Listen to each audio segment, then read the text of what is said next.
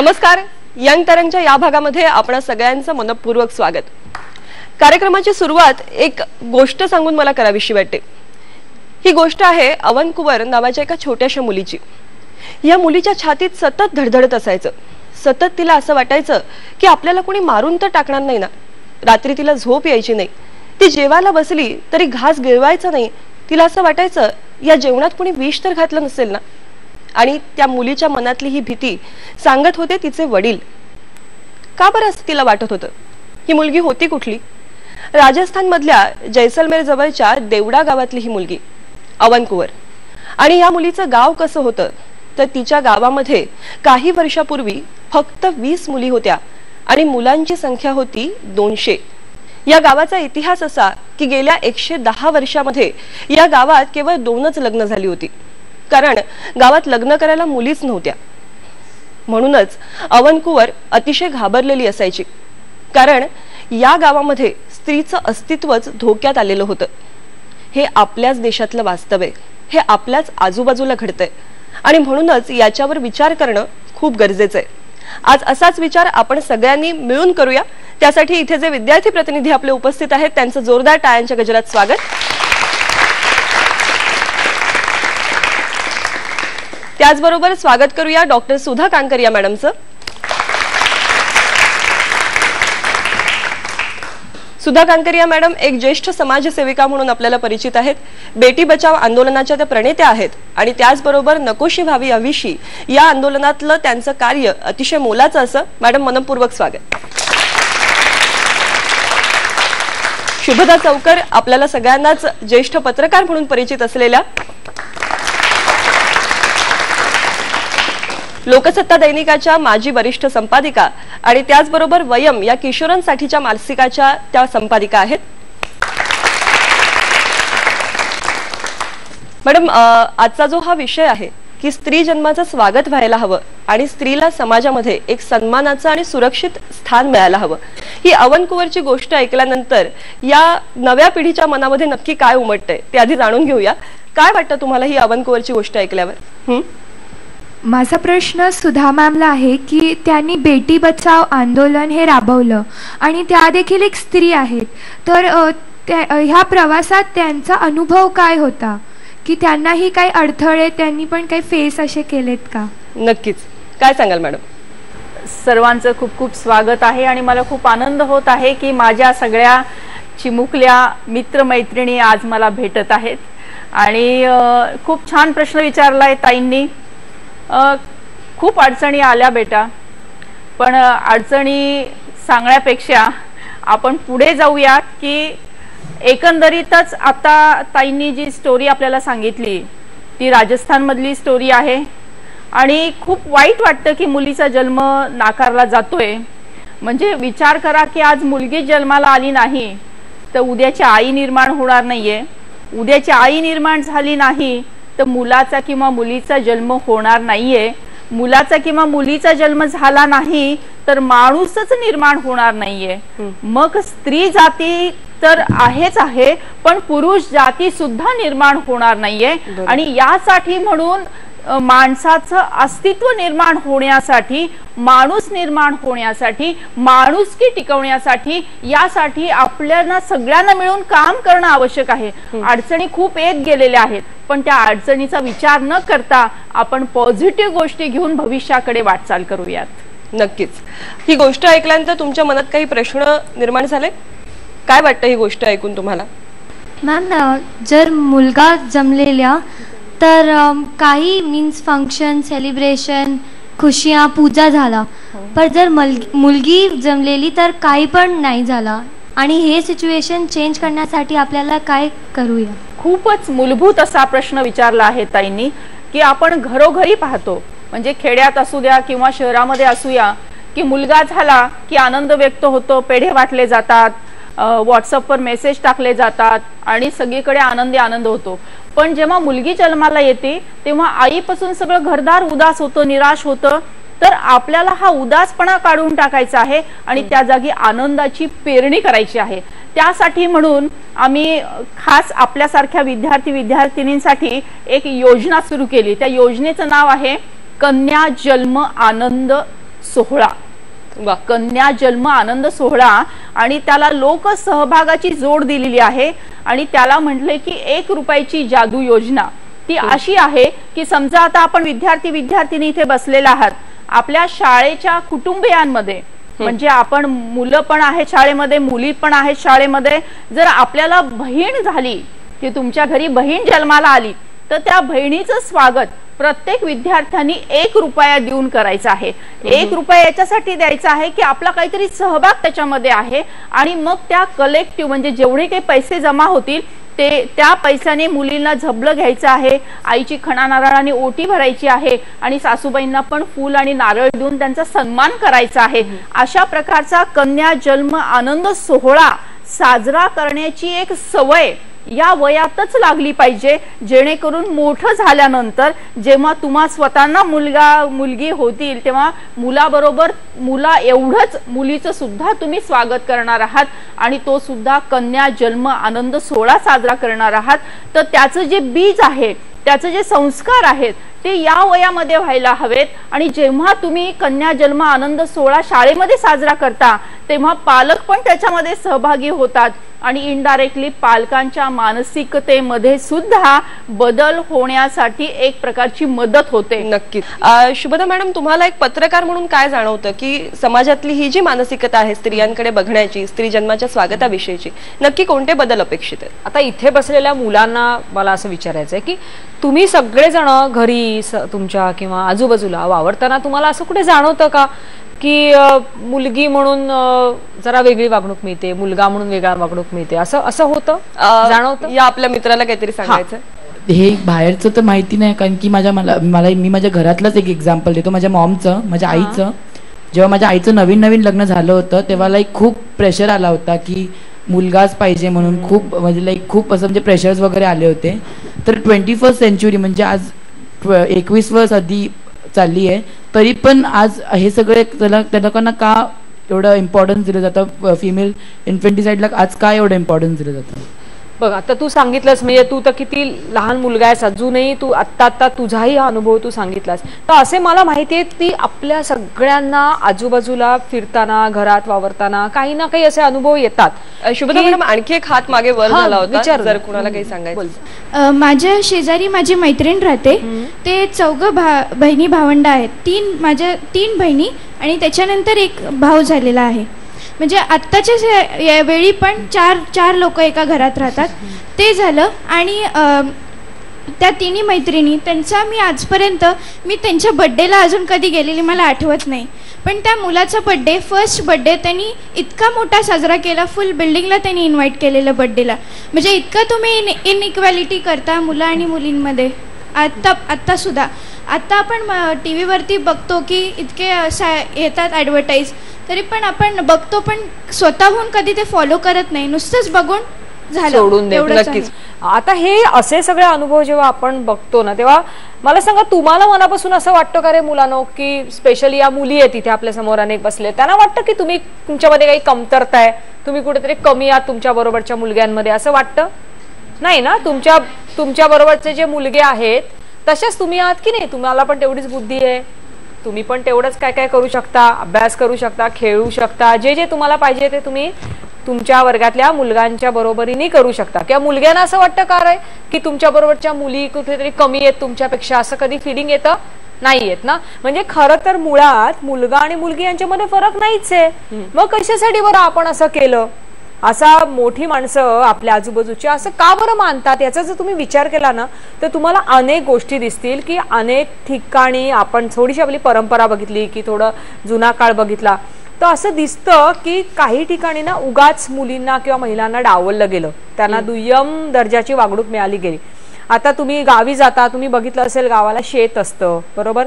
त्या शेतात अनेक बायका राबत असतात, शेतकरी म्हणून त्या काम करत असतात, पण प्रत्यक्षात त्यांची शेतकरी म्हणून त्यांचे व्यवसाय काय त्यांचा, तर त्या शेतकरी आहेत अशी गणनाच अनेकदा होत नाही. तर त्या काय आपल्या मदत करतायत, काहीतरी शेतात करतायत, म्हणजे जणू काय ते त्यांनी केलंच पाहिजे म्हणून त्या करतायत. पण त्या शेती करतात म्हणजे काहीतरी उत्पादन करत असतात, त्या उत्पादन करतात म्हणून आज आपण जेवतोय, म्हणून आज अन्नधान्य पिकतंय, बरोबर? किंवा त्या शेतकरी महिलेपासून ते आज चंदा कोचर किंवा नैनालाल किडवाई यांच्यासारख्या मोठ्या मोठ्या बँकर्सपर्यंत अनेक पातळ्यांवर महिला सुद्धा पुरुषांच्या इतक्या कर्तृत्व गाजवतायत, काही ना काही छान काम करतायत, मोठं काम करतायत. असं असताना देखील मुलगी म्हणजे कुठेतरी दुय्यम अशी जी भावना आली लोकांच्या मनात ती किती चुकीची आहे हे आता तुम्ही मुलांनीच मोठ्या व्यक्तींना सांगायला पाहिजे की असं नाही व्हायला पाहिजे. पूर्वीच्या काळी तर मुलींना शिकू देत नसत किंवा ती 10वी 12वी झाली बास झालं, भरपूर झालं शिक्षण, आता काय लग्नच करायचंय नाहीतरी असं मानलं जातं. आणि आता तुम्ही मुली ॲस्ट्रॉनॉट काय, इंजिनियर काय, डॉक्टर काय, आर्टिस्ट काय, जे तुम्हाला व्हायचंय ते होण्याची स्वप्न बघताय आणि आय एम व्हेरी शुअर की तुम्ही ती स्वप्न पूर्ण पण करणार आहात. असं असताना देखील मग मुलगी कमी असं मुळात कशासाठी बरं मानायचं समाजातल्या लोकांनी. तर त्याच्या मागे पण ना मुलांनो एक लक्षात घ्या बरं का की काही काही कारणं अशी असू शकतात की असं का वाटतं. उदाहरणार्थ पूर्वीच्या काळी कसं होतं की मुलगी लग्न झाल्यानंतर सासरीत जाणार आणि त्याच्यानंतर तिने माहेरला विसरायचं, आई वडिलांची सेवा करायची वेळ आली तर मुलीचा रोल काही नाही, मुलगाच आई वडिलांची देखभाल करणार. हे बरोबर आहे का सांगा. इक्वालिटीच्या जमान्यामध्ये आपल्या आई वडिलांची प्रसंगी सेवा आपणच करायला पाहिजे, त्यांची जबाबदारी पण आपण घ्यायला पाहिजे. म्हणजे म्हातारपणची काठी असं पूर्वी म्हटलं जायचं, ते कोणाला म्हटलं जायचं, मुलग्याला म्हटलं जायचं, मुलीला नाही म्हटलं जायचं. का की त्यांना असं वाटायचं की मुलगाच पालन पोषण करणार आपलं म्हातारपणी. आता असं आहे का, आता तुम्ही मुली आय एम व्हेरी शुअर तुमच्या आई वडिलांची जेवढा तुमचा भाऊ काळजी घेईल तेवढीच तुम्ही घ्याल, किंवा तुम्हाला भाऊ नसला तरी तुम्हाला काय फरक पडणार नाही. तुम्ही 2 बहिणी असला, तुम्ही सिंगल चाइल्ड असलात तरी तुमच्या आई वडिलांची जबाबदारी ही तुम्ही तुमची मानणारच आहात. तर त्याच्यामुळे अशा काही काही कॉन्सेप्ट पूर्वीच्या काळी होत्या की ज्याच्यामुळे पण लोकांना असं जणू काही वाटलं की नाही मुलगी झाली तरी काय, ती कुठे आपल्याला म्हातारपणी उपयोगी पडणार आहे, म्हातारपणी आपल्याला मुलगाच कामी येणार आहे. बरोबर. आता हे सगळं बदलायचं ना तर आपण आपली स्वतःची वागणूक पण बदलली पाहिजे. म्हणजे मला वाटतं की हा जो बदल आहे याची सुरुवात कुठेतरी स्त्रीला शिक्षण मिळणं, तिने स्वतःच्या पायावर उभं राहणं आणि तिला तिचं कर्तृत्व दाखवण्याची संधी मिळणं. मगाशी खूप महत्वाचा मुद्दा मॅडम बोलताना त्यांनी सांगितलं की स्त्रीच्या कामाला दर्जा मिळत नाही. म्हणजे अनेकदा एखादी स्त्री जर घरकाम करत असेल तर तिच्याकडे ते काम आहे असं म्हणून बघितलं जात नाही. या दृष्टिकोनाविषयी काय म्हणाल. राज्य घटनेच्या मध्ये आपल्याला कलम 14 मध्ये समान हक्क अधिकार दिलेले आहेत, कलम 16 मध्ये समान संधी दिलेली आहे, कलम 39 मध्ये समान वेतन दिलेलं आहे आणि कलम 51 मध्ये स्त्रियांच्या प्रतिष्ठेला हानी पोचवलेल्या प्रथा बंद करण्याचा सुद्धा अधिकार आपल्याला राज्य घटनेने दिलेला आहे. याचंही कुठेतरी आपण आत्मपरीक्षण केलं पाहिजे, याचा अभ्यास केला पाहिजे आणि त्याची अंमलबजावणी सुद्धा आपण केली पाहिजे. ताई आता म्हणाले की बरोबर आहे की घरकाम करणाऱ्यांना काही मान दिला जात नाही, सन्मान दिला जात नाही. पण मला असं म्हणायचंय की घरकाम हे तेवढंच महत्वाचं आहे जे तुम्ही ऑफिसमध्ये काम करता, किंबहुना त्याची जर आपण सन्मानाच्या दर्जाचा विचार केला तर त्याचा सन्मान त्यापेक्षा जास्त आहे. कारण घरकाम करणारी समजा आई आहे तर आई काय काय करते, आई पहिली गुरु आहे, आई पहिली पाठशाळा आहे. एवढंच कशाला, वात्सल्य नावाच्या जागतिक विद्यापीठाची कुलगुरू कोण आहे तर ती आई आहे. तुम्हा सगळ्यांना संस्कार देऊन, तुम्हा सगळ्यांना प्रेम देऊन अवघी पिढी घडवणारी कोण आहे तर ती आई आहे. म्हणून आईच्या कुठल्याही कामाची किंमत ही मोजता येणार नाहीये. त्यासाठी अजून कुठली फुलपट्टी तयार झाली नाही किंवा तराजू तयार झालेला नाहीये. एवढं अगाध असं कार्य हे घरात असलेली गृहिणी आई करत असते. म्हणून म्हणतात की स्वामी तिन्ही जगाचा, आई विना भिकारी. म्हणजे तो स्वामी असेल तिन्ही जगाचा पण आई नसेल तर तो भिकारी असणार आहे. एवढी ती किंमत आहे त्या कामाची त्यांच्या. त्यामुळे सन्मान आपण दिला पाहिजे, प्रतिष्ठा आपण दिलीच पाहिजे त्यांना. नक्कीच. हा जो एक अतिशय महत्वाचा मुद्दा आहे, आपल्या घरातल्या स्त्रीचा आपण सन्मान करायला शिकलं पाहिजे. या संदर्भात तुमच्या मनातही आणखीन काही असेल. हा, तुला काय सांगायचंय. आपण जसं पाहू शकतो की आजकाल मुलींचं पॉप्युलेशन कमी होत आहे. यासाठी गोवा सरकारने एक योजना काढली आहे की ज्याला कोणी मुलगी होईल त्याला हे लोक 1 लाख रुपये देतात व दर महिन्याला धान्य देतात. तसं भारत सरकार सगळ्या स्टेटमध्ये का नाही करत? वेगवेगळ्या राज्यांमध्ये वेगवेगळ्या योजना आज कार्यरत आहेत आणि सरकारी या योजनांचे पडसाद सुद्धा समाजात उमटताना दिसत आहेत, काही सकारात्मक बदल होताना दिसत आहेत. कांकरिया मॅडमचा याविषयीचा अनुभव खूप गाढा आहे, आपण काय सांगाल? महाराष्ट्र शासनाने सबला योजना, सुकन्या योजना सुरू केलेली आहे, सबला योजना सुरू केलेली आहे आणि सुकन्या योजना ही मुलीला लखोपती करण्याविषयीची योजना आहे. पहिल्या 2 मुलींसाठी आहे आणि बिलो पॉवर्टी लाईन असलेल्या कुटुंबामध्ये ते दिली जाते. अशा प्रकारची योजना महाराष्ट्र शासनाची आहे. त्याचप्रमाणे धनलक्ष्मी योजना ही केंद्र सरकारची योजना आहे आणि अशा प्रकारची एक लक्ष्मी योजना मध्य प्रदेशाची आहे. तर प्रत्येक स्टेटने आपापल्या परीने अशा प्रकारच्या योजना राबवण्याचं एक ठरवलं आणि त्या डिक्लेअर केल्या. त्याची अंमलबजावणी हळूहळू व्हायला लागली. पण आपण सुद्धा एक योजना आपण राबवू शकतो की मुलीच्या जन्माचं स्वागत करत असताना एक सोसायटी म्हणून, एक बँक म्हणून, एक पतसंस्था म्हणून किंवा एखादी NGO म्हणून आपण काही फिक्स डिपॉझिट मुलीच्या नावाने ठेवू शकतो. अशा प्रकारचं अपील आम्ही अनेक ग्रामपंचायतींना केलं होतं, पतसंस्थांना केलं होतं.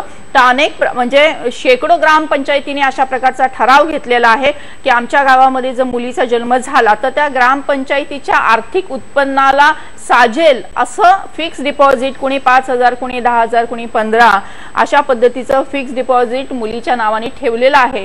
सकारात्मक बदल हळूहळू होऊ लागलेला आहे, पण त्याला गती देण्यासाठी आपल्या सगळ्यांचा सहभाग मात्र फार आवश्यक आहे. नक्कीच. शुभदा मॅडम, मला तुम्हाला विचारायला आवडेल की हा सगळा प्रवास तुम्ही करत होतात पत्रकार म्हणून, या दरम्यान असे काही तुम्हाला किस्से अनुभवायला आले की जिथे खरंच आपल्याकडची स्त्रीचं वरवर दिसणारा एक प्रगत रूप आणि प्रत्यक्षात स्त्रीला मिळणारा मान किंवा स्त्रीची असणारी अवस्था, याच्या बाबतीत काही किस्सा सांगू शकाल? हो ना, म्हणजे असं ठिकठिकाणी आपल्याला दिसतंच की वरकरणी असं आपण सगळं म्हणतो की आपली भारताची परंपरा उज्ज्वल आहे, आपल्या भारतामध्ये आपण स्त्रीला देवतेसमान मानतो वगैरे वगैरे. पण प्रत्यक्षात असं होतं का? तर प्रत्यक्षात खूप ठिकाणी म्हणजे अनेक ऑफिसेसमध्ये मुलींना किंवा महिलांना प्रमोशन नाकारलं जातं. अनेक ठिकाणी ती मॅटर्निटी लिव्हवर जाईल, मग कशाला तिला घ्या म्हणून एंट्री सुद्धा नाकारली जाते. असे कितीतरी गोष्टी तुम्हाला दुर्दैवाने अशा बघायला मिळतात. किंवा काही ठिकाणी म्हणजे इव्हन तुम्ही शाळांमध्ये बघाल, अनेकदा शाळांचे 10वीचे रिझल्ट लागले की बऱ्याच मुलींना टेक्नॉलॉजी आवडत असते, पॉलिटेक्निकला जायची इच्छा असते, इंजिनिअरिंगला जायची इच्छा असते, तर त्यांचे आई वडील म्हणतात कशाला जाता, पॉलिटेक्निक इंजिनिअरिंग हे काय तुमचं काम नाही, it's not your cup of T. त्यापेक्षा तुम्ही टीचर व्हा, नर्स व्हा, म्हणजे सेफ जॉब मिळेल, सुट्ट्या मिळतील भरपूर, घराकडे लक्ष देणारे जॉब्स करता येतील. त्यामुळे म्हणजे थोडक्यात काय, तर घराकडे लक्ष देणं ही प्राईम ड्युटी बाईची किंवा त्या मुलीचीच आहे आणि ते सांभाळून जे जमेल तेच प्रोफेशन तिने करावं. म्हणजे ही जी एका स्त्रीची होणारी कसरत आहे, हो, मला एक व्यक्ती म्हणून काहीतरी करिअर करायचं असतं आणि आई म्हणून मला कुटुंबाला वेळ द्यायचा असतो, यामध्ये पुरुषांच्या सहभागाने किती फरक पडू शकतो? खूप पडतो. म्हणजे खरं सांगू का, आता आपल्या सगळ्यांना हा अनुभव येत असेल की आपल्या आया म्हणजे जणू काही सुपर मॉम आहेत. हा, म्हणजे त्या घरात पण सगळं करणार, खूप सकाळी उठून सगळं किचन व्यवस्थित मॅनेज करून ठेवणार, तुमचे डबे पॅक करणार की आपल्या मुलाला काही त्रास होऊ नये, बरोबर, दिवसभरासाठी तुमचा खाऊ काय द्यायचा असं एव्हरीथिंग शी विल मॅनेज. आणि मग ती कामावर जाणार. रात्री घरी आल्यानंतर सुद्धा ती जरा एक क्षण बसत नाही. किती ट्रेनच्या बसच्या गर्दीतून लांबून प्रवास करून आई घरी आली तरी ती आल्याला पहिल्यांदा काय विचारते, बेटा तू खाल्लंस का, हा तुझा अभ्यास कसा चाललाय, म्हणजे शी इज कन्सर्न अबाउट यू. ती तुम्हाला आधी विचारणार, मग तुमच्या खाण्यापिण्यासाठी, तुमच्या रात्रीच्या डिनरच्या तयारीसाठी पहिल्यांदा किचनमध्ये जाणार. ती स्वतः चहा खाणार, नाश्ता खाणार असं पण करत नाही. म्हणजे या सगळ्याच्यात ना आत्ताच्या जनरेशनच्या या मॉम्स आहेत ना, आया आहेत ना तुमच्या, त्या खूप नाही म्हटलं तरी भरडल्या गेल्यात. कारण त्यांना बाहेरही कर्तृत्व गाजवायचंय, त्यांनी एज्युकेशन घेतलंय, त्यांनी शिक्षण चांगलं घेतलंय, त्या बळावर त्यांना बाहेरही काहीतरी प्रोडक्टिव्ह काम करायचंय. त्यांना कर्तृत्व सिद्ध करायचंय. का करायचंय त्यांना कर्तृत्व सिद्ध? एक तर पैसा तर पाहिजेच, आपल्याला चांगले लाईफस्टाईल पाहिजे तर आई वडील दोघांनी कमवायची गरज असते, म्हणून पण पैसा पाहिजे. दुसरं म्हणजे त्यांना आत्मसन्मान मिळतो.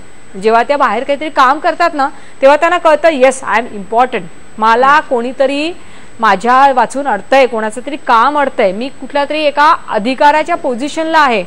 ऍट द सेम टाइम तुम्हाला पण तुमच्या आईचा अभिमान वाटला पाहिजे की नाही, की माझी आई काहीतरी आहे, कोणतरी आहे, ती काहीतरी करतेय, ती कुठेतरी चांगल्या ठिकाणी चांगलं काम करतेय. ह्याचा अभिमान तुम्हाला पण वाटला पाहिजे, सो दॅट तुम्हाला वाटेल की मला पण त्याच्या एक स्टेप पुढे जायचंय.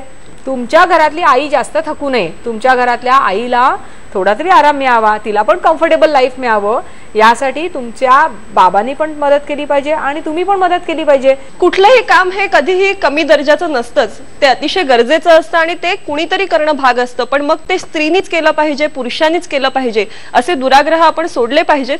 या नोटवरती घेऊया एक छोटीशी विश्रांती आणि पुढच्या भागात परत भेटूया. ब्रेक नंतर पुन्हा एकदा यंग तरंगमध्ये आपणा सगळ्यांचं स्वागत. कधी कधी प्रश्न पडतो की स्त्रीचं समाजातलं स्थान या विषयावर आपण अशी किती वर्ष चर्चा करणार आहोत. परिस्थिती जितक्या वेगाने बदलायला हवी तितक्या वेगाने बदलताना दिसत नाहीये, म्हणून निराश व्हायला होतं खरं. पण अशा वेळेस अशा काही गोष्टी कानावर पडतात की पुन्हा एकदा मनाला उमेद येते. अशीच एक गोष्ट आहे राजस्थानमध्येच घडलेली, आणि ही गोष्ट आहे आसू कंवर नावाच्या एका मुलीची. या मुलीचं वय 14 वर्ष आणि तिच्या लग्नाचा घाट घातला होता कुटुंबियांनी तो 40 वर्षाच्या एका प्रौढाशी.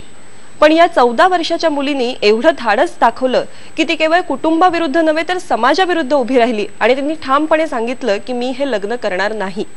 मला वाटतं अशाच धाडसाची आज समाजाला गरज आहे.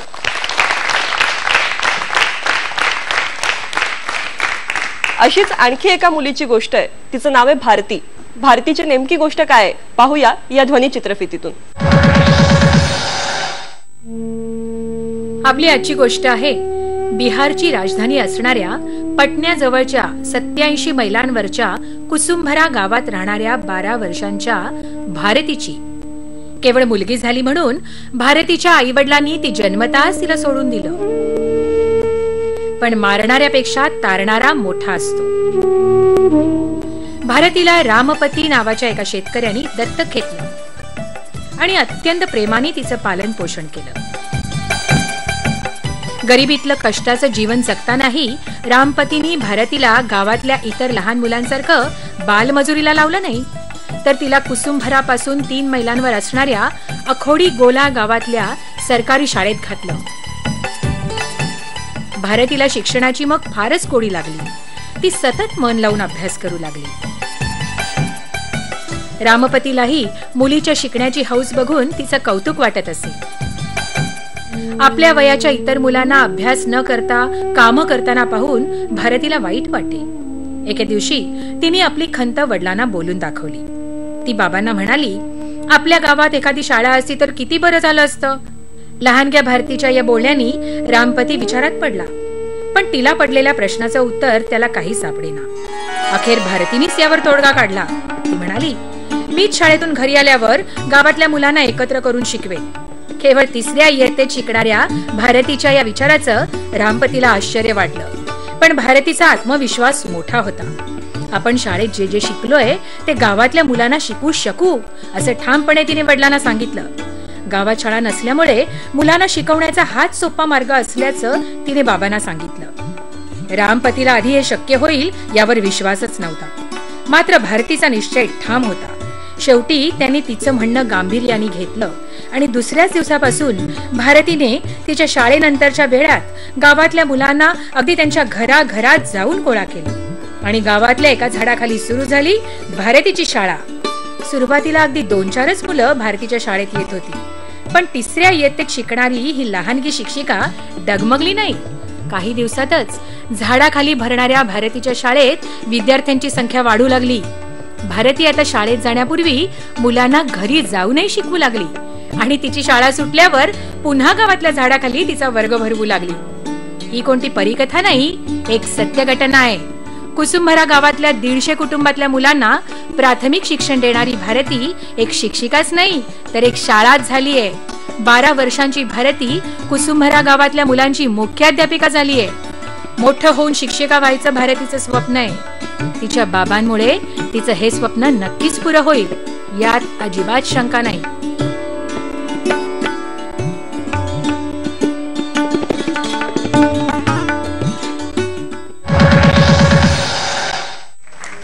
भारतीची ही गोष्ट ऐकून कुणाचा उत्साह वाढणार नाही. खरंच आपण सगळ्यांनी मिळून ठरवलं तर समाजात बदल घडवणं ही एवढी अवघड गोष्ट नाहीये. आपण नक्की काहीतरी करू शकतो. गरज आहे ती एकत्र येण्याची. आणि मला सांगायला खूप आनंद वाटतो की ही गोष्ट आपल्याला सांगणारी ही जी एव्ही आहे ती सुद्धा तुमच्या माझ्यासारख्या विद्यार्थी मित्रांनी बनवलेली आहे. त्यांच्यासाठी एकदा जोरदार टाळ्या. मुलांच्या मनात खूप प्रश्न आहेत आणि त्यांना आपण उत्तरं देऊया, पण त्यापूर्वी मला तुम्हा दोघींनाही विचारायचं की असे काही सकारात्मक बदल तुम्ही घडताना पाहिलेत का, किंवा कारण तुम्ही असंख्य उपक्रम राबवत असता, तर त्याला यश मिळताना बघून कसं वाटतं? खूप छान वाटतं. मुख्य म्हणजे एक सकारात्मक उदाहरण मी तुम्हाला सांगेल की गेल्या 5-6 महिन्यापूर्वी मला पुण्या जिल्ह्यातून एक फोन आला. एक 9वीतली मुलगी माझ्याशी बोलत होती. ती मला म्हणाली की ताई, मला तुमच्याशी बोलायचं आहे की तुम्ही नकोशीला करूया हवीशी अशा प्रकारचा उपक्रम राबवता आणि तशाच प्रकारचं माझं नाव आहे. मी तिला विचारलं, काय ग बेटा, काय नाव आहे तुझं? ती मला म्हणाली की माझं नाव फसीबाई आहे. म्हटलं, का बरं असं नाव तुझं जर ठेवलं? तिने असं सांगितलं की तिला पहिला म्हणजे मोठा भाऊ आहे आणि दुसऱ्या वेळेस पण तिच्या आई वडिलांना आणि आजी आजोबांना भाऊच हवा होता, पण ही झाली मुलगी, म्हणजे ही मुलगी झाली म्हणजे हिने फसवलं, म्हणून तिचं नाव फसीबाई ठेवण्यात आलं. आणि ती मला म्हणाली की ताई, मला तर खूप काळजी वाटते, कारण मी आता 10वीचा फॉर्म भरणार आहे आणि 10वीचा फॉर्म भरताना मी फसीबाईच्या नावाने जर फॉर्म भरला तर सर्टिफिकेट मला तेच मिळेल, मार्कशीट पण माझी तेच येईल आणि आयुष्यभर मला ते नाव घेऊन जगावं लागेल. तर तुम्ही प्लीज माझ्यासाठी काही कराल का?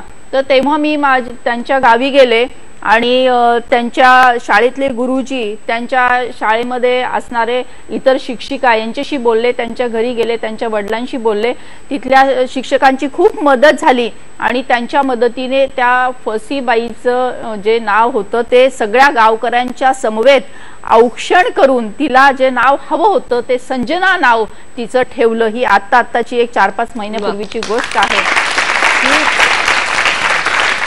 यातला पॉझिटिव्हनेस मला हा मुख्य वाटतो की तिला स्वतःला असं वाटलं की आपलं नाव बदललं पाहिजे आणि तिने स्वतःहून पुढाकार घेतला, स्वतःहून फोन केला आणि हे नामकरण करण्यासाठी समजून सांगितल्यानंतर त्यांच्या आई वडिलांनी आणि आजी आजोबांनी चांगला रिस्पॉन्स दिला. शिक्षकांनी खूप मदत केली. म्हणजे सगळ्यांच्या एकत्रित अशा प्रयत्नामुळे एका मुलीचं जीवन हे किती प्रकारे सुकर झालं. पण याचं जे बीजारोपण आहे, तुमचा एक उपक्रम आहे की नवीन ज्यांचं लग्न होतं आहे अशा दाम्पत्यांसाठी आपण काही उपक्रम राबवतो, त्याविषयी काय सांगाल? ऍक्च्युली काय होतं की लग्न करतानाच जर आपण निश्चय केला की आमच्या कुटुंबामध्ये जन्माला येणारी समजा मुलगी असेल तर तिचं आम्ही मनापासून स्वागत करू आणि मुख्य म्हणजे गरोदर झाल्यानंतर मुलगा किंवा मुलगी हे तपासणी करणार नाही आणि मुलीचा जन्म असेल तर आनंदाने स्वीकारू. तर हे लग्नातच जर आपण संकल्प केला तर खूप चांगला परिणाम मिळतो. म्हणून आम्ही काय सुरुवात केली की 8वा फेरा स्त्री जन्माच्या स्वागताचा, कारण सप्तपदी ही लग्नामध्ये घेतली जाते, त्यासोबत एक 8वा फेरा जोडला. त्याचा मंत्रही बनवला की लेका एवढीच लेकी ही भारी, म्हणजे जेवढा मुलगा भारी आहे तेवढीच मुलगी पण भारी आहे. लेका एवढीच लेक ही भारी, हाच संदेश घरोघरी 8वा फेरा घेऊया, स्त्री जन्माचे स्वागत करूया. आणि अशा प्रकारचे संपूर्ण भारतामध्ये 8350 एवढ्या जोडप्यांनी 8वा फेरा घेऊन विवाह लावलेला आहे.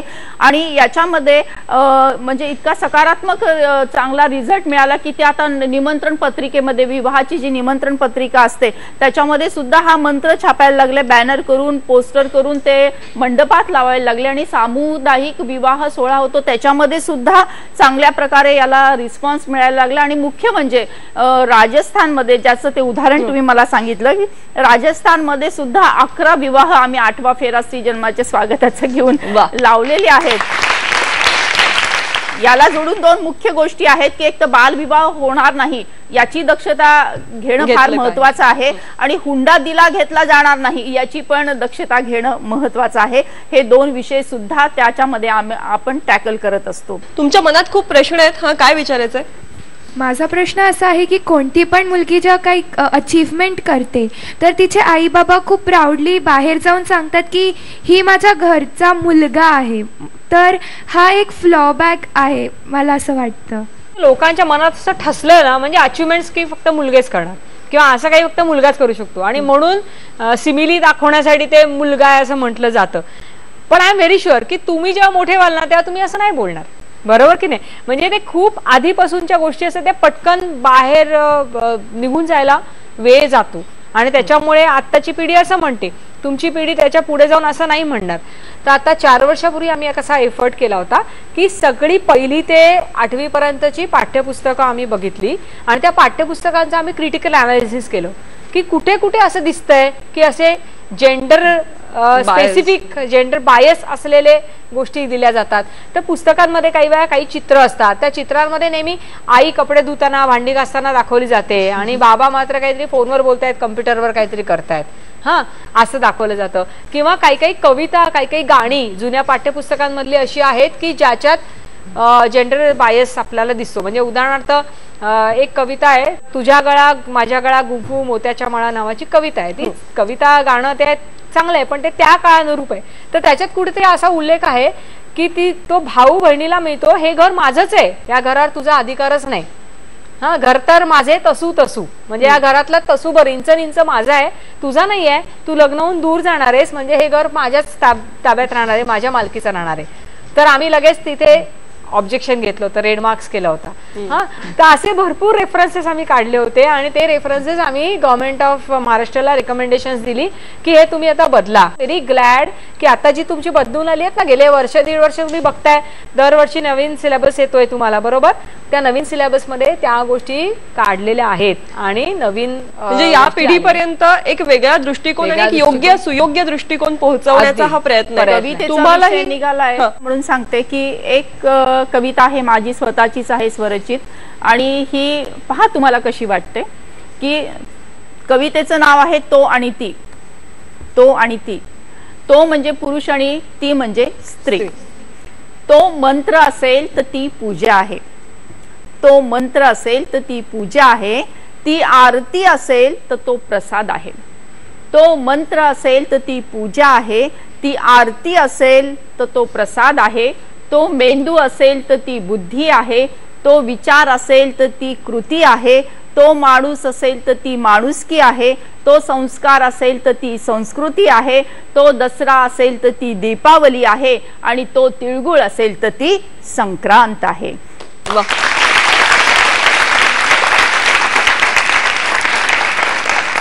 थँक्यू. मंत्र म्हटल्याशिवाय पूजा पूर्ण होत नाही. आरती झाल्याशिवाय प्रसाद मिळत नाही. मेंदूमध्ये आवश्यक आहे बुद्धी. विचार केल्यानंतरच घडते एखादी कृती. दसऱ्यानंतर येते दीपावली आणि संक्रांतीचा सण तिळगुळ दिल्या घेतल्या वाचून साजरा होऊ शकत नाही. असं असतं स्त्री आणि पुरुषांचं नातं. असं असतं स्त्री आणि पुरुषांचं नातं. एकमेकांसमवेत असेल तर निर्माण होतं पूर्णत्व, नाही तर ते असतं अधुरं अधुरं अधुरं. थँक्यू. खूप सुंदर आणि खूप बोलकी अशी ही कविता. आणखीन काय विचारायचं तुला? माझा हे प्रश्न सगळ्यांसाठी आहे की आज आम्ही मुलीला म्हणजे स्त्रीला गर्भातच मारतो, तर आपल्याला उद्याची PT उषा, मेरी कॉम, सुधा madam, Subeda madam, Sameera madam आणि आपलीच मॅडम ग्रेस पिंटो कशी भेटणार? बरोबर आहे. आज मुलगी जन्माला आली नाही तर उद्याची पिढीच निर्माण होऊ शकत नाही. आणि हे होऊ नये म्हणून कायदा आहे. 1978 साली गर्भजल तपासणीचा दुरुपयोगावर बंदी हा कायदा आला. 1988 साली प्रसूतीपूर्व गर्भलिंग निदान तंत्र नियंत्रण कायदा महाराष्ट्रात पहिल्यांदा अस्तित्वात आला. हाच कायदा नंतर देशामध्ये 1994 ला लागू केला गेला आणि 2003 ला याच्यामध्ये दुरुस्ती होऊन गर्भधारणापूर्व व प्रसूतीपूर्व गर्भलिंग निदान तंत्र नियंत्रण कायदा अस्तित्वात आला. महाराष्ट्रामध्ये 25 वर्ष होऊन गेले हा कायदा अस्तित्वात आलेला आहे आणि अजूनही मानसिकता जेवढी हवी तेवढी बदलली नाहीये. परंतु मला आनंद वाटतो की तुम्ही चिमुकले याच्यामध्ये सहभागी झालात, त्यामुळे नक्कीच बदल घडेल असा विश्वास मला नक्की वाटतोय. हा, तुला काय विचारायचंय? भारत हा देशमध्ये देवीची खूप पूजा करतात. देवी देवी करून माणसं खूप सारे देवीचे पूजा करतात, पण देवीसारखं चिमुकल्या मुलींना ते का मारतात आणि मुलांना का मारत नाही, असं का हे भेदभाव? याच संदर्भात मला एक प्रश्न विचारायचा आहे. तुम्ही दोघी याचं उत्तर द्यावं अशी अपेक्षा आहे. ही सगळी जी पद्धत आहे म्हणजे गर्भजल तपासणी करणं असेल, त्यानंतर होणारा अबॉर्शन किंवा गर्भपात असेल, या सगळ्यामध्ये डॉक्टर सुद्धा सहभागी असतात. संपूर्ण एक वैद्यकीय व्यवस्था सहभागी आहे. मग यामधली डॉक्टरची भूमिका ही समुपदेशकाची का असू नये? आज जे काम तुम्ही करताय तेच काम डॉक्टर करू शकतो का? असायलाच हवी. खरं म्हणजे डॉक्टरांना तसं पाहिलं तर देव मानलं जातं.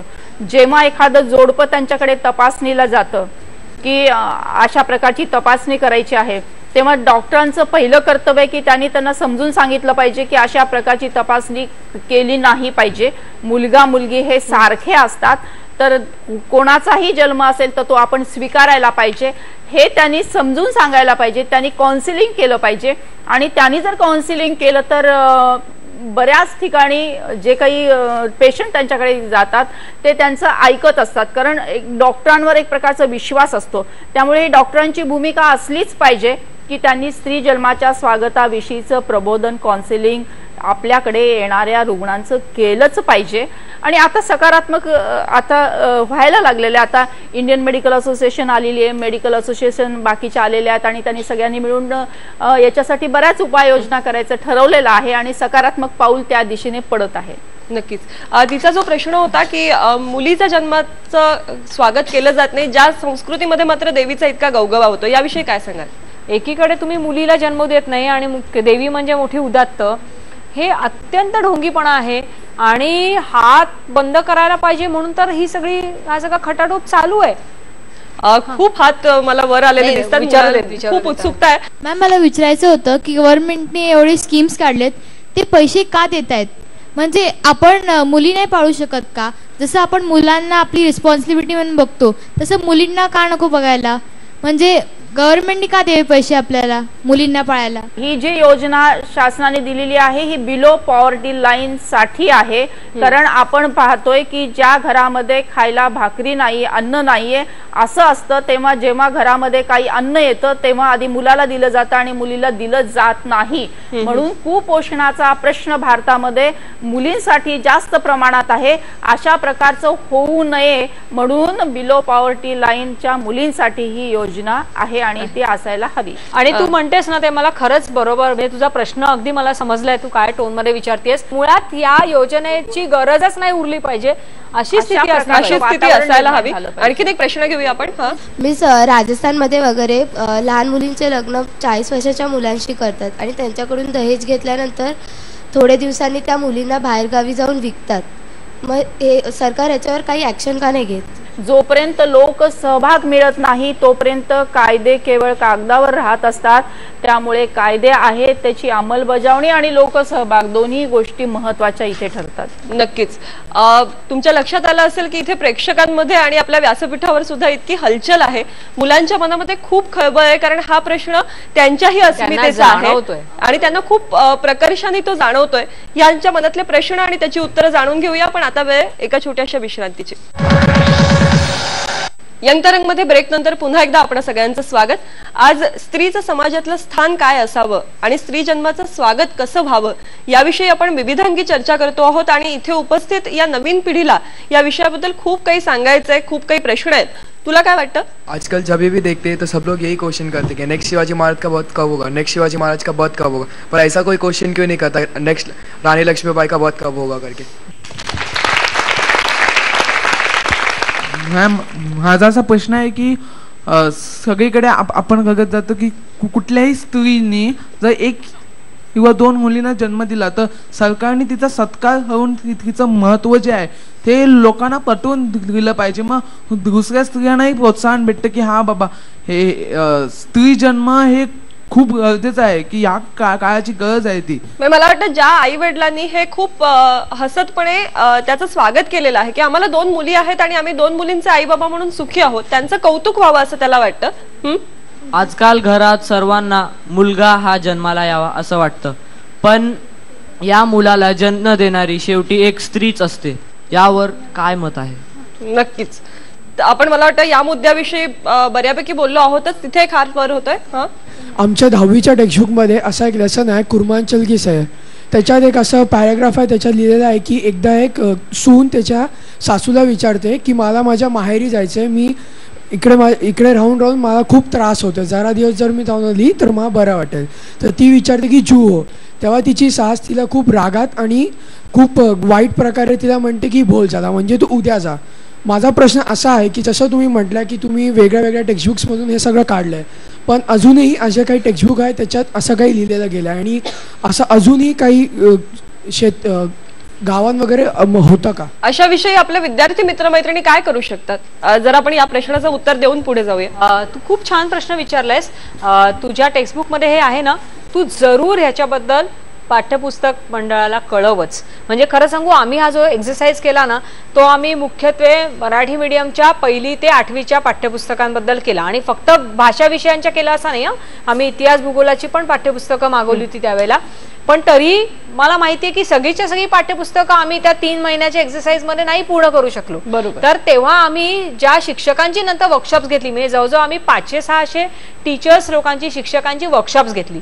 त्या वर्कशॉपचं नावच जेंडर इक्वालिटी किंवा लिंग समानता कार्यशाळा असं होतं. आणि त्या कार्यशाळांमध्ये आम्ही शिक्षक मंडळींना सुद्धा असं आवाहन केलेलं आहे ऑलरेडी की तुम्ही शिकवताना तुम्हाला जेव्हा जेव्हा असं जाणवतं की असं चुकीचं पोर्ट्रे केलेलं आहे, ते तुम्ही लगेच पत्र पाठवून कळवा पाठ्यपुस्तक मंडळाला. ही सजगता निर्माण होणं आणि खूप महत्त्वाचं. याच बरोबरीने शिक्षकांनी वर्गात शिकवताना सुद्धा असं काही बोलू नये असं पण आम्ही त्या शिक्षकांना आवाहन केलं. बरोबर का? ते पण त्या समाजातले जे घटक आहेत त्यांच्यामध्ये सुद्धा असे काहीतरी प्रेज्युडाइसेस किंवा पूर्वग्रह असू शकतात, तर ते त्यांनी नाही तुमच्या समोर बोलले पाहिजेत असंही आम्ही त्यांना आवाहन केलं. आणि तू सांगतोयस हे फार व्यवस्थित आणि मस्त उदाहरण तू दिलेलं आहेस, तर तू अगदी जरूर कळव. कारण पाठ्यपुस्तकही शेवटी तुमच्यासाठी आहेत मुलांनो. तुम्ही या पाठ्यपुस्तकातले सगळ्यात जास्त वापर करणारे कोण आहात? तर तुम्ही आहात. त्याच्यामुळे तुम्हाला जर एखादी गोष्ट पाठ्यपुस्तकातली खटकली आणि ती अशी नाही अशी असं तुम्हाला वाटत असेल, तर तुम्ही स्वतः ऍक्टिव्हली ते कळवणं हे पण तुमचं कर्तव्य आहे. नुसतं पाठ्यपुस्तक पाठ करून किंवा ते करून परीक्षेत लिहिलं म्हणजे विद्यार्थ्याचं कर्तव्य संपत नाही. तर तुमचं कर्तव्य त्याच्यापेक्षा खूप पुढे आहे. तुम्ही विद्यार्थी आहात, तुम्ही खरे विद्यार्जन करणारे आहात आणि दिस इज नॉलेज, दिस इज विद्या. बरोबर. नुसतं त्याच पाठ्यपुस्तकातलं जसं तसं उत्तर. तुम्ही हे सगळं बोलताय, मला इथे एका मैत्रिणीकडे जायला आवडेल की किती जागरूक राहून ही मुलं फिल्म्स बघत असतात किंवा मालिका बघत असतात. त्याचं एक उदाहरण म्हणून काय सांगायचं होतं तुला? एक फिल्म आहे मोकळा श्वास करून. त्याच्यात काय आहे की 3 मुली आहेत आणि काय असतं की स्टार्टिंगला त्यांना मुलगा पाहिजे होता, पण तरी पण ती मुलगी झाली. दुसऱ्यांदा त्यांना मुलगा पाहिजे होता तेव्हा पण मुलगी झाली आणि तिसऱ्यांदा पाहिजे होता तेव्हा पण मुलगी झाली. मग आता ती बाई जी होती ती आता 50 वर्षाची, आपण सांगू शकतो की 40 वर्षाची झाली, तरी पण तिला आता सांगते की अजून एक तू मुलाला जन्म दे. तरी मग आणि त्या जे मुली होती त्यांना खूप त्रास मिळायचं. त्याचे जे बाबा होते ते मीन्स खूप हॅरॅस करायचे त्यांना. आणि ॲट लास्ट मग त्यांच्यातून 2 मुली त्यांनी सुसाईड केलं आणि एक मुली ती पळून गेली. आणि ॲट लास्ट मग जो मुलगा झाला त्यांना वंशाचा दिवा तर भेटलाच, पण 3 मुलगी गेले. मग ॲट लास्ट जी मुलगी पळून गेलेली त्यांनी त्या 2 मुलींना वाचवलं. आणि आता लास्ट तुला हा सगळा चित्रपट बघत असताना काय जाणवलं? मला खूप दुःखी झालं, मी खूप वाईट वाटलं मला. कारण की हे खूप वाईट गोष्ट आहे की मुलगीच पाहिजे, मुलगी पाहिजे असं खूप इम्पॉर्टंट असायला पाहिजे. फक्त मुलगा पाहिजे हे दुराग्रह नको असं तुला निश्चितपणे वाटलं. बरं मॅम, आता आपण मानलं की घरी जी काम करणारी स्त्री आहे ती कधीच काय करू शकत नाही असं समाजात मानलं जातं. ती काहीच करू शकत नाही, ती बाहेर जाऊ शकत नाही. पण जर आपण स्त्रियांना अपॉर्च्युनिटीज नाही दिली, जर त्यांना संधीच नाही दिली बाहेर जाऊन काय करायची, तर मग त्यांच्या आतमध्ये कॉन्फिडन्स कसा येणार? त्याच्यामुळे समाजात काय प्रगतीच होणार नाही. तर मला असं विचारायचं की आपण याच्यासाठी काय करू शकतो? तू म्हणतेस तसं त्यांना संधी मुळात कुठली मिळाली पाहिजे? पहिल्यांदा म्हणजे त्यांना समानतेची संधी मिळाली पाहिजे. बरोबर? म्हणजे प्रत्येक हक्क, प्रत्येक अधिकार जो पुरुषांना आहे तोच महिलांना आहे, ही समान अधिकाराची संधी प्रत्येकाला पाहिजेच. त्याच्या पुढे जाऊन त्यांना शिक्षणाची संधी पाहिजे जी आता मिळतीये. आता शासनाचं पण धोरण आहे, आता आपल्या देशभराचा कायदा आहे की सर्वांना शिक्षण. तर त्याच्यामुळे फक्त अजूनही लक्षात घ्या, अजूनही जो आपला कायदा आहे ना शिक्षणाचा, तो 8वी पर्यंतच शिक्षण एन्श्युअर करतोय, त्याच्या पुढचा नाही. आणि उच्च शिक्षणामध्ये तसेही जाणारे लोक कमीच असतात आणि त्याच्यात मुलींचं प्रमाण आणखीन कमी आहे. त्याच्यामुळे जेवढ्या जास्त प्रमाणात मुलींना उच्च शिक्षण मिळेल तेवढ्या त्या पुढे जाऊन कर्तृत्व गाजवू शकणार आहेत. आणि त्याच्यामुळे शिक्षणात, उच्च शिक्षणात सुद्धा नुसतं प्राथमिक शिक्षणात संधी मिळून पुरेसं नाहीये, उच्च शिक्षणात सुद्धा मुलींना जास्तीत जास्त संधी मिळालीच पाहिजे. मॅम, माझा प्रश्न डावरी सिस्टमवर आहे. जर आपण बघतोय डावरी सिस्टम म्हणजे असं वाटतंय की जे मुलाचे पेरेंट्स आहे त्यांनी एक मार्केट खोलली आहे की म्हणजे मेरा बेटा डॉक्टर है तो 25,000, मेरा बेटा इंजीनियर है तो 1 लाख, मेरा बेटा आर्किटेक्ट है तो समथिंग डाउरी ऐसा. तो मेरा क्वेश्चन इधर बैठे सभी लड़कों से कि आप लोग जो डिग्री आगे जाके जो डिग्री लेने वाले हो, तो क्या आप वो डिग्री अपने आप को बेचने के लिए ले रहे हो बाद में जाके? नाही, अजिबात नाही. कारण का ही लोकांची विचार करायची पद्धतच अशी बदललेली आहे. कारण का आता जास्तीत जास्त विचार असे होत नाहीत, पण ज्यांचे असे आहेत त्यांनी बदलायला हवं. कारण का ही कुठली आपण जी आपली डिग्री घेतो ती आपली आयडेंटिटी बनवण्यासाठी असते, दुसऱ्याकडून पैसे उकळण्यासाठी किंवा हशासाठी नसते. हे माझं असं म्हणणं आहे. हुंडा घेणं चुकीचं आहे. डिग्री बाजूला ठेवून जरी आपण विचार केला तर मुळातच हुंडा घेणं देणं दोन्ही अत्यंत चुकीचे आहेत. माझा प्रश्न असा आहे की एका माणसाला मुलगी बहिणीसारखी पाहिजे असते, स्त्री आईसारखी पाहिजे असते, तर तीच मुलगी जन्माला आली तर वाईट कशाला वाटते? मला मॅडम अशा एका मुलीची गोष्ट आठवते, आरती नाव तिचं, की ती आणि तिचा भाऊ दोघंही एकत्र मोठे होत होते. दोघांमध्ये काही वर्षाचं अंतर असेल. आणि धाकटा भाऊ प्रायव्हेट शाळेमध्ये जायचा, खाजगी शाळेमध्ये शिकायला जायचा. तिला शाळेत पाठवलं जायचं, पण गव्हर्नमेंट स्कूलमध्ये, शासकीय महाविद्यालयात ती शिकायला जात होती. तिथे तिला दुपारचं जेवण मिळायचं त्या शाळेच्या योजनेप्रमाणे. आणि त्यावेळेस ती अक्षरशः इतकी भुकेली झालेली असायची की त्या जेवणाची ती वाट बघायची. कारण भावाला मात्र सकाळी उत्तम निहारी दिलेली असायची आणि तिला मात्र खायला काहीही मिळालेलं नसायचं. आणि म्हणून ती शाळेत का जायची तर फक्त त्या जेवणाच्या आशेने ती शाळेत जात होती. ही अशी परिस्थिती खूप घरांमधून बघायला आपल्याला मिळते. याविषयी काय सांगाल आपण? खरंच आहे, अशी परिस्थिती खेडोपाडी पाहायला मिळते, आदिवासी भागांमध्ये पाहायला मिळते.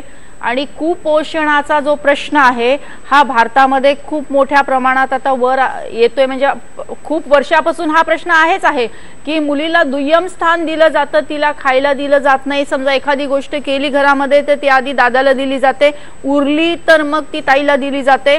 आणि या सगळ्यातून म्हणजे हा कुपोषणाचा प्रश्न कुठे सुरुवात होतो तर जेव्हा आई गरोदर असते तेव्हापासून हा प्रश्न सुरू होतो की गरोदरपणामध्ये ती एक बाई आहे म्हणून तिच्याकडे आपल्याकडे डोहाळ जेवण वगैरे केले जातात, ते तात्पुरतं तेवढ्या पुरतं. म्हणजे आपण पाहतो की शहरामध्ये चांगल्या प्रकारे तिच्या खाण्याची व्यवस्था केली जाते, पण खेडोपाडी गेलो, आदिवासी भागामध्ये गेलो तर आपल्याला लक्षात येतं की माता गरोदर असताना तिला पोषक आहार मिळावा याच्याकडे अजिबात लक्ष दिलं जात नाही. आणि त्यामुळे गर्भावस्थेतच तिच्याकडे स्वतःच्या शरीराला अन्न मिळत नाही, त्यामुळे आपल्या पोटात असलेल्या गर्भात असलेल्या बाळाला तर अजिबातच मिळत नाही. तर कुपोषणाचा प्रश्न तो तिथून सुरुवात होते. त्यानंतर अंधश्रद्धा की बाळ जन्माला आल्याबरोबर जे काही दूध असतं ते दूध ताबडतोब म्हणजे पहिलं दूध पाजलं पाहिजे, तर अंधश्रद्धेमुळे ते पहिलं दूध बाजूला ठेवलं जातं आणि मग तिथे मधाचं बोट द्या वगैरे वगैरे अशा प्रकारच्या गैरसमजुतीमुळे सुद्धा अशा प्रकारचं कुपोषण होताना आपल्याला दिसतंय. एक हात इथे वर होतोय. हा, पोरगी जेव्हा लग्न करून तिच्या सासरी जाते, सासरवाले तिला अशी अट देतात की तू लग्न करतेस पण तुला तुझं काम थांबावं लागेल, तुला नाही काम करावं लागणार बाहेर जाऊन. पण जर ती काम आणि बाहेरचं काम आणि घराचं काम दोन्ही अप्रतिमपणे सांभाळू शकते तर ती का नाही करावं ते काम? तुझा जो प्रश्न आहे ना त्याच्यातच त्याचं उत्तर दडलंय की मुळात कोणीतरी दुसरी व्यक्ती त्या व्यक्तीला कसं सांगू शकते की तू काम नाही करायचं? It should be her choice. तो तिचा चॉईस असला पाहिजे ना. प्रत्येकाला काय मला करायचंय, कधी करायचंय हा प्रत्येकाचा चॉईस असतो आणि तो त्याला एक्झिक्यूट करायला मिळालाच पाहिजे, यात काही शंकाच नाही. असं कोणी डिक्टेट नाहीच करू शकलं पाहिजे. मला इथे खूप हात उंच झालेले दिसतात, पण मी सगळ्यांना विनंती करते की आपण या नोटवरती आता थांबण्याची वेळ आलेली आहे. पण आजच्या या संपूर्ण चर्चेचा फलित काय याचा जर आपण विचार केला तर मला वाटतं हे तुमचे उंच झालेले हात हेच याचं फलित आहे. कारण आज आपण असं म्हणूया की आपण विचारांचा दिवा नाही तर विचारांची ज्योत पेटवली आहे. पणती लावलेली आहे एक विचारांची, आणि ही पणती आपण प्रत्येकाने आता जपली पाहिजे.